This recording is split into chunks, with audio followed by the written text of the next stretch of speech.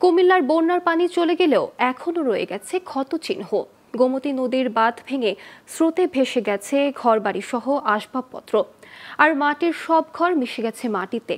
এসব ঘর মেরামত করলেও বসবাসের অযোগ্য, তাই নতুন করে ঘর বানানো ছাড়া আর কোনো উপায় নেই।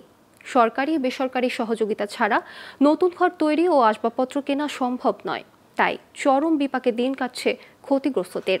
কুমিল্লা থেকে মোহাম্মদ সাইফুদ্দিন রনির তথ্যচিত্রে ডেস্ক রিপোর্ট। বন্যার পর এখন ধীরে ধীরে বেরিয়ে আসছে কুমিল্লার বিভিন্ন স্থানের ক্ষতচিহ্ন। এই বন্যায় তীব্র স্রোতে ভেসে গেছে গোমতী নদীর বাঁধ, এতে ভেসে গেছে ঘরবাড়ি, গাছপালা। স্রোতের টানে ভেসে গেছে আসবাবপত্র, আর মাটিতে মিশে গেছে মাটির ঘরগুলো।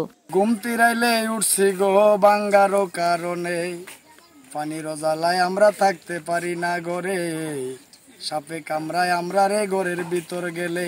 আমাদের মাটির ঘর ছিল, মাটির ঘরটা পড়ে গেছে। আমাদের মাটির ঘরে আমাদের মাল সামানা সবকিছু ছিল, কিছু বাইর করতে পারিনি। ঘর দুয়ার হলো কাঁচা ঘর দুয়ার, কাঁচা ঘরদের ভিট পিট কাইটা কুইটা গেছে গিয়া, মাল সামানা নষ্ট হয়ে গেছে গিয়া, চাল ভাত যা আছে সব গেছে।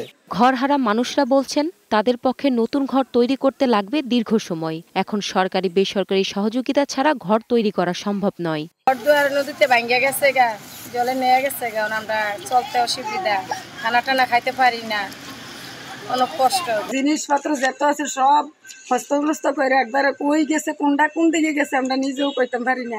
ঘরবাড়ি হারিয়ে বন্যায় ক্ষতিগ্রস্ত অনেক পরিবার এখনো রাত কাটাচ্ছেন খোলা আকাশের নিচে। অনেকে চলে গেছেন আত্মীয় স্বজনের বাড়ি বা আশ্রয় কেন্দ্রে।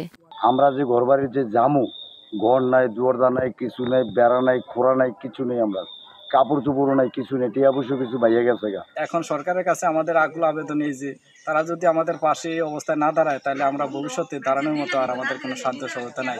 এসব ক্ষতিগ্রস্তদের তালিকা বানিয়ে পুনর্বাসনের কাজ করছে জেলা ত্রাণ ও দুর্যোগ ব্যবস্থাপনা বিভাগ। আর সবার পুনর্বাসনের ব্যবস্থা করার কথা জানালেন এই কর্মকর্তা।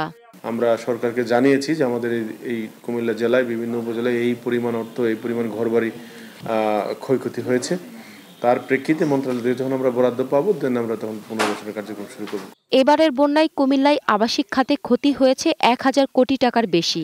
বিধ্বস্ত হয়েছে 8664টি ঘর ও আংশিক ক্ষতিগ্রস্ত হয়েছে 74,081টি।